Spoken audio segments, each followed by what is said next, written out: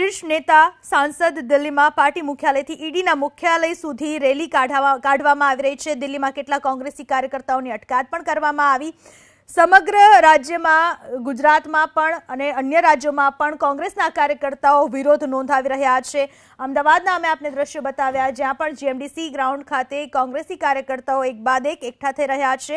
રાજ્યમાં પણ કોંગ્રેસના नेता तपास एजेंसीना कार्यालयों सुधी रेली काढीने विरोध करी रह्या छे। राहुल गांधीना ईडी सामे हाजर थता पहला कांग्रेसे भाजप पर बदलानी राजनीति करवानो आरोप लगाव्यो अने कह्युं के पूर्व पार्टी प्रमुख पाछळ नहीं हटे। सवाल ये कि प्रदर्शन की जरूरत क्या है? एक पूछताछ है इसमें, प्रदर्शन की क्या पूछताछ इसलिए कि लगातार आपने देखा हो कांग्रेस के सारे जितने नेता हैं सबने प्रेस कॉन्फ्रेंस करके बताया कि केस में कोई दम नहीं है। कि 2015 में भी कह दिया गया कि केस गलत है, नहीं की सरकार ने बोल दिया। बीजेपी कह रही है कि ये भ्रष्टाचार का मामला है और गांधी परिवार पर आरोप है, कांग्रेस जो है वो शक्ति प्रदर्शन कर रही है। तो पूरे देश में जितने विपक्ष हैं सबको जो है भ्रष्टाचारी बताती है ना। और फिर जो उनमें से जो शामिल हो जाते हैं वो दूध के धुले हो जाते हैं। बीजेपी की बात मत करो, बीजेपी तो क्या कह रही है। अगर पुलिस ईडी पूछताछ करना चाहती है तो आपको विरोध किस बात? विरोध इसलिए है कि चोर है। जब तक हम चोर यहाँ से भागेंगे नहीं तब तक न्याय नहीं होगा।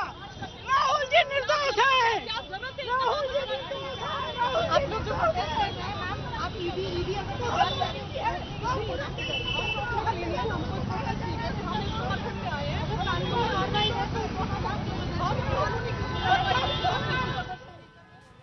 विरोध दर्शावવામાં આવી રહ્યો છે। દિલ્હીમાં પણ કાર્યકર્તાઓ વિરોધ કરી રહ્યા છે। અલગ અલગ રાજ્યોમાં કોંગ્રેસી કાર્યકર્તાઓ વિરોધ પ્રદર્શન પર ઉતરી આવ્યા અને દિલ્હીમાં કેટલાકની અટકાયત પણ કરાઈ। मुझे लगता है सिक्योरिटी पूरा फोर्स और पूरा पुलिस तंत्र यहीं लगा दिया है। जैसे पता नहीं इस अकबर रोड पर आतंकवादी इकट्ठे हो रहे हैं। शर्म आनी चाहिए सरकारों को। दुख होता है इन सरकारों से जो लगातार 8 साल से इस देश का उत्पीड़न कर रहे हैं। सरकार जन विरोधी नीतियां लागू करती हैं, उनसे प्रश्न पूछने की जो हिम्मत रखता है उसको आप ईडी का सम्मान भेजते हैं। लेकिन ये भूल जाते हैं कि सच को आप खत्म नहीं कर सकते, दबाने की कोशिश कर सकते हो। आप करिए कोशिश।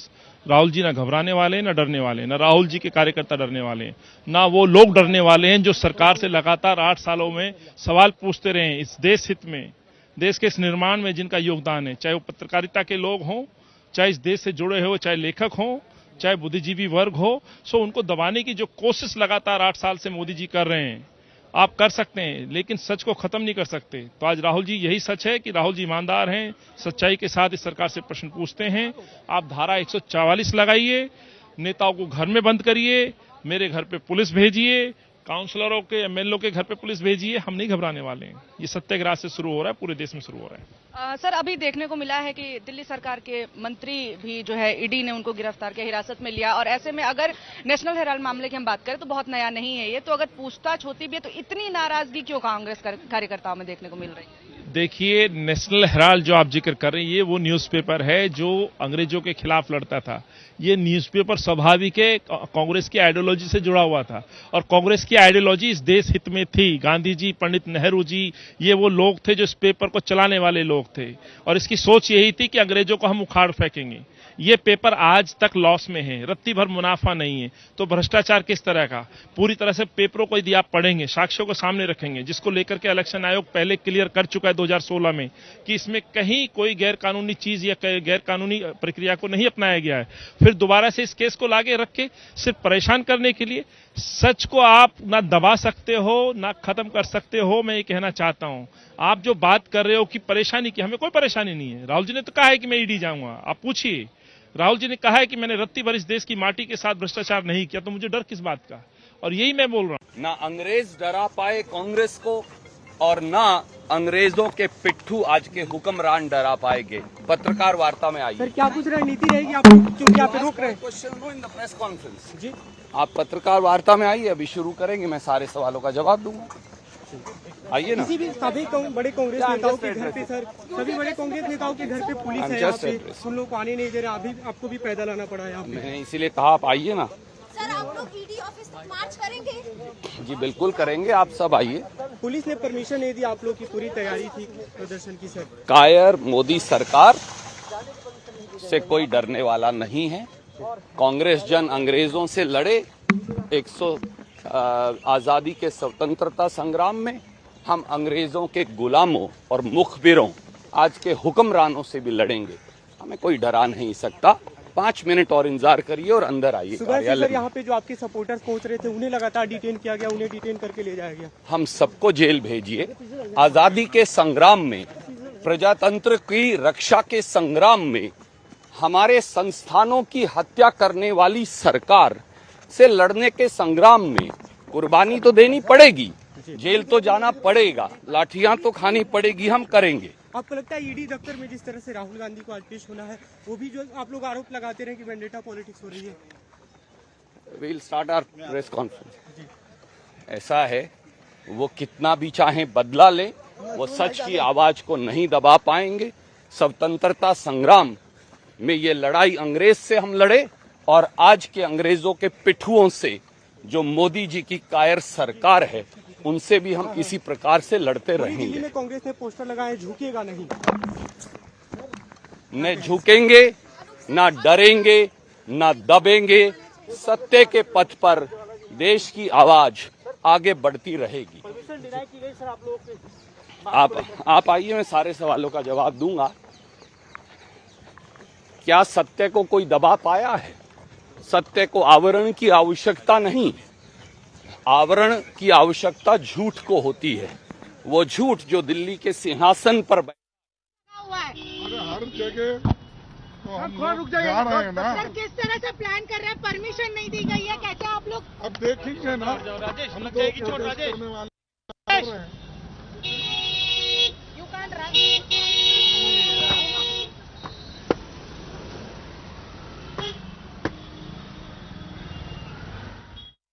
નેશનલ હેરાલ્ડ કેસમાં હંગામો મચી રહ્યો છે કારણ કે ઈડી સમક્ષ થોડી વારમાં હાજર થશે રાહુલ ગાંધી, ત્યારે ઠેર ઠેર કોંગ્રેસી કાર્યકર્તાઓ વિરોધ પ્રદર્શનમાં પૂરી રીતે અત્યારે જોવા મળી રહ્યા છે અને દિલ્હી જાણે કે પોલીસ છાવણીમાં પણ ફેરવાઈ ચૂક્યું છે।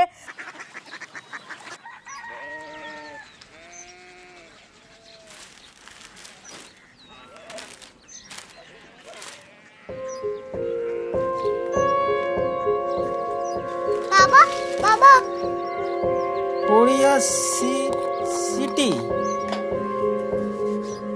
जानिए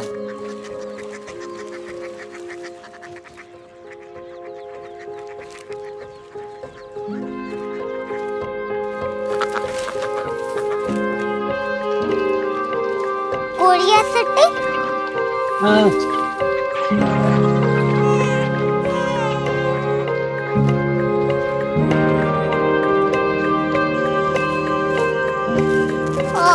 कोरिया सिटी कहाँ पे है?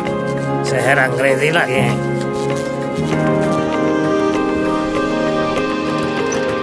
Korea city.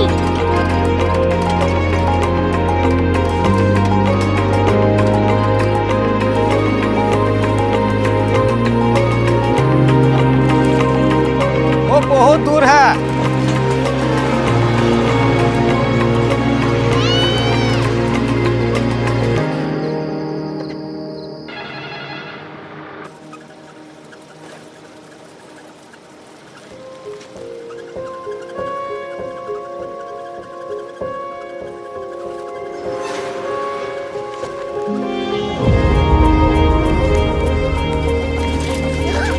Korea city.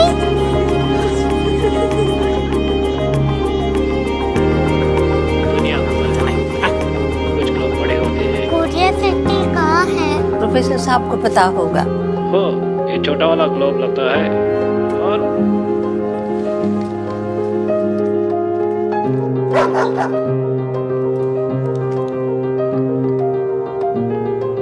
पता नहीं, मेरी बेटी से जाके मिल लो, शायद उसे मालूम हो।